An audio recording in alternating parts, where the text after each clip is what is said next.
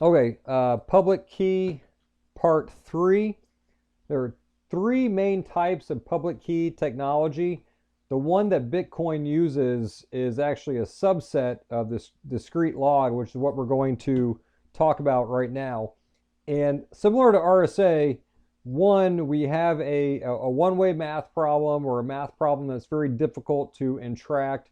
And we'll go through the components of this part of discrete log. And then we'll go through showing the mathematical relationship between the private and the public aspects of the Diffie-Hellman protocol. But we're going to start with a pretty simple just idea of some logarithms, why we get to logarithms. And just look, if you look at basic math, it is full of just the inverse functions of each other. So if you want to do the inverse of add, you subtract. The inverse of multiply, you divide, and so on. So the same case if you have exponents. Base logarithm is how you inverse that. And there's a couple of small examples, but there's no cryptographic significance to this. And actually, the discrete log problem does not even use this equation. It's just the concepts are kind of similar to what's happening here.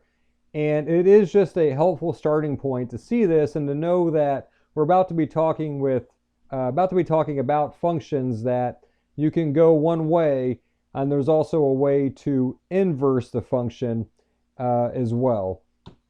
And in a quick recap on modular arithmetic, all that happens with modular arithmetic is we're taking a set of numbers and we're turning it into a circle, just like a clock. And there are some interesting effects on this. So if it comes to add and subtract, you can take any two numbers in this group. You can perform this arithmetic, and the answer you're going to get is also going to be in the group. Same thing with multiplication and also using exponents. And just note for modular arithmetic and for this closed group, there is no division in terms of the division we learned back in elementary school. There's another process you have to do to inverse multiplication. We're not going to get into it now. And then also when it comes to prime numbers, there's been a surprising amount of interest and fascination with prime numbers throughout history. And we talked a lot about Euler in our last video.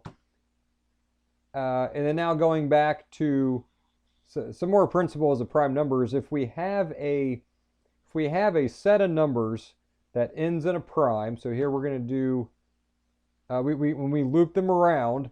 So here we've got a loop of the prime number 11. We're going to use 11 as an example. So this is going to take a minute. We're going to walk through some tables, so please bear with me. We're going to take the numbers in this circle from 1 to p minus 1, or prime minus 1, so 1 to 10. Here they are on top here, 1 to 10. And we're going to raise these numbers, or do the exponent, to using every other number in the circle. So 1 raised to 1, 1 raised to 2, to 3, to 4, all the way up to 10. Same thing with number 2. We're going to take number 2 and raise it to 1, 2, 3, all the way up to 10. And we're going to do that for all the numbers. So basically, we're going to fill out this table here. So we do that, and you can see some familiar numbers: 2 squared, 2 cubed, 3 cubed, 4 cubed, 5 squared, and so on. And you can see the numbers get really big quickly. And then next, we need to apply the modulus operation, mod 11, to this table. And just a quick reminder, so let's do 27 mod 11. 11 times 2 is 22, with the remainder 5 makes it congruent to 27. So your answer here is going to be 5. So we do that for the entire table, and here we have it. So again, what we did is we took a number in this circle, we raised it to another number in the circle, modulus p of the prime number, and the result is another number that's also in the circle. And you can see all the results that are here. And you can start to see some patterns. So this one's interesting. It goes up 14953, then it goes back in the same order, 35941. Here we see all 1s and 10s, and this one goes up 13594 and goes back down again. And then you go down in the columns, See, some of these numbers you can start to see sequences that are repeating after we get the remainder of 1. So here we got 3954 1 3954. That pattern happens again, and then 10 just repeats just 10 and 1. But our interest lies here in these 4 numbers. This is the cryptographic interest. So what we have in these columns is we have every number in the circle. We have every number between 1 and 10. So we go back to our equation, and we've taken, when it comes to 2, 6, 7, and 8, raise it to every number in the circle, it gives us an answer. It gives us every number between 1 and 10. Well, let's go on top here. So we take some number between 1 and 10, 2, 6, 7, and 8, raise it to every number between 1 and 10, mod 11, and it also gives us all the numbers between 1 and 10. And this is what is cryptographic of interest. And every prime number is going to have numbers that do these. So these are the ones we just found, but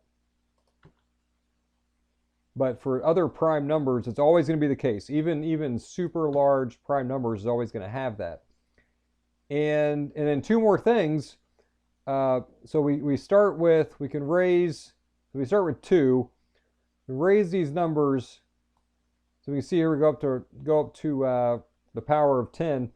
If we keep going up, so the power of 11, the power of 12, what we're doing is we're cycling through the same sequence again. So we're just going to see the same sequence again. So we can go on and on and on to infinity, and it's just going to keep cycling through that same sequence. And then also, if we look at these results, let's take these results and look at them horizontally.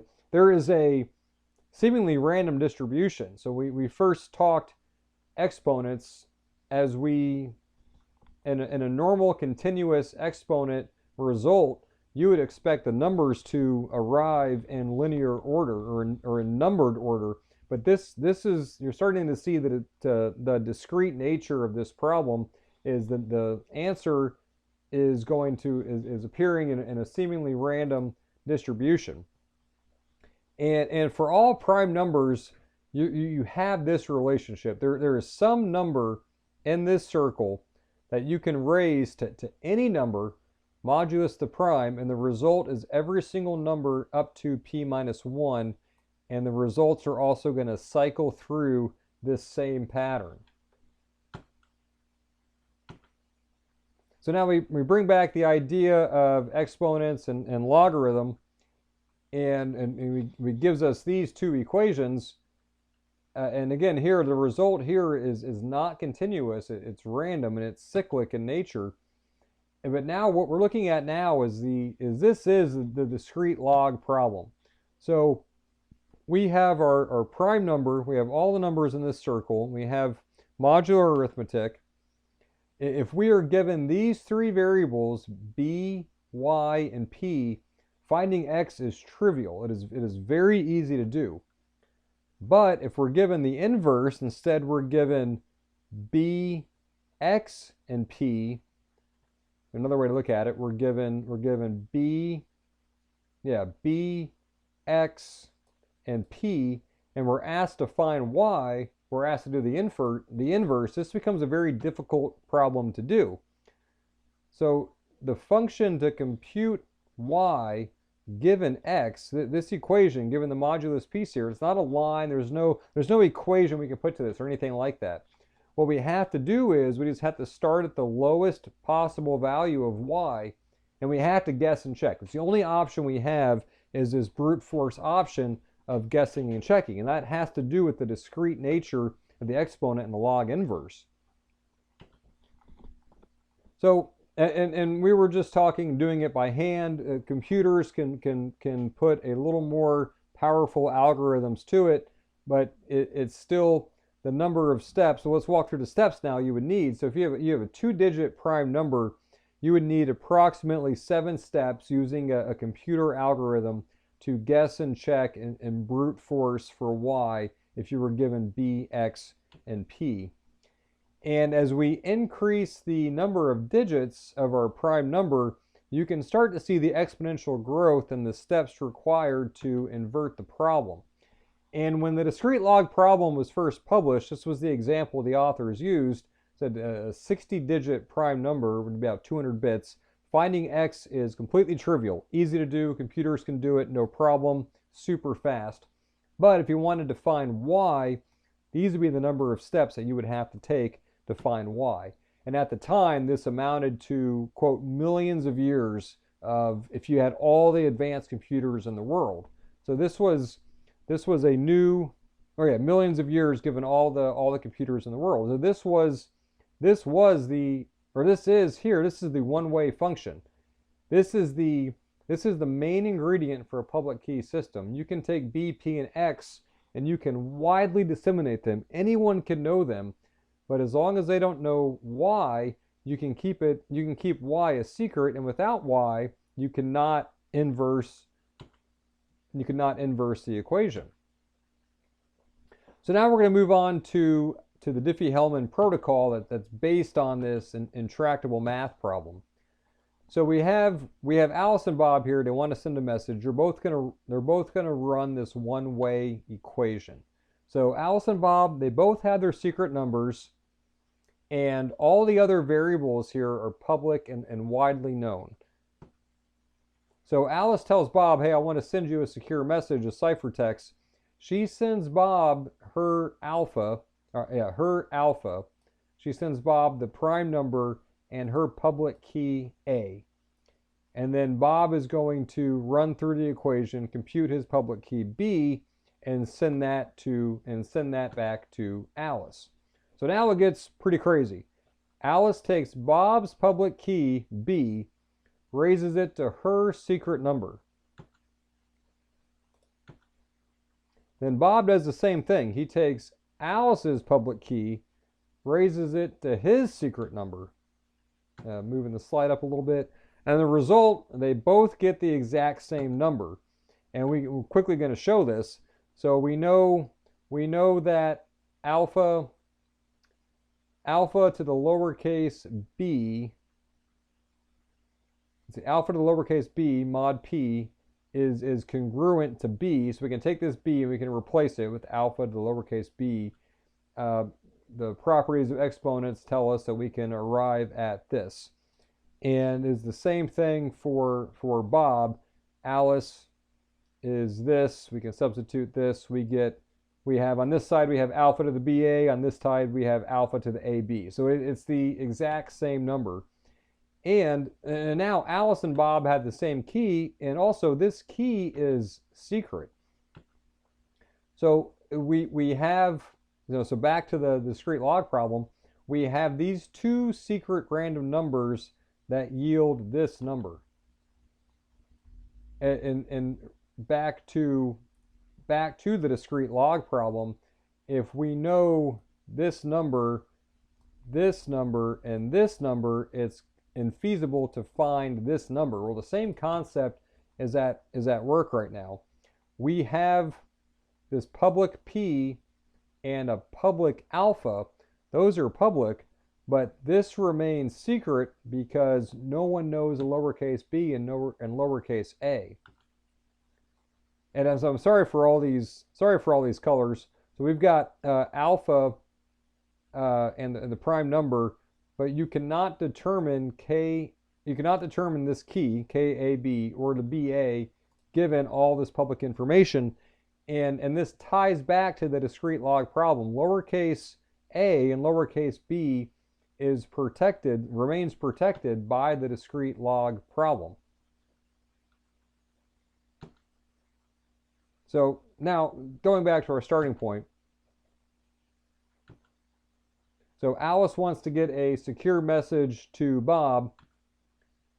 And before public key technology, Alice would have to physically travel to Bob, look him in the face, shake hands, let him know that the key has remained in her possession, it's secure, it's totally okay for them to communicate with this. And that was the key distribution problem. But now, using all publicly known information, Alice and Bob can share public information and arrive at this secret key together instantly. Then they can use something like DES to now exchange a secure message. So Alice has her key, She has her plain text. She uses DES, gets a ciphertext, sends the cipher to Bob. Anyone in the world can see the cipher. No one will be able to decipher it, only if you had the secret key, which Bob uses through DES and gets back the plain text message. So real quick, we'll do a quick example of the math. And here Alice selects a secret, computes A, shares her public information. In this case, our prime is 23, our generator is 5, and Alice's secret is 4. Her public key will end up being 4. And then likewise for Bob, he selects a secret, say 3. He computes his public key B, and his public key is going to be 10. So now we've got 4 and 10 as the public keys. They're each going to take their discrete log equation, and you can see here they're using the information from each other. Alice 10 to 4, Bob uses 4 to 3, 4 raised to the 3. So they each compute their secret key, 10,000 mod 23. So here the answer is 18.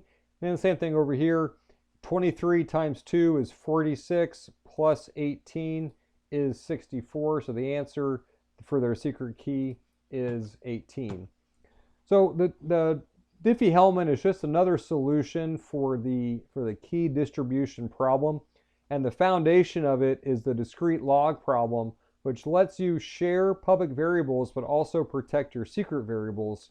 And also using prime numbers and modular arithmetic, it allows all these mathematical relations and this whole structure to exist.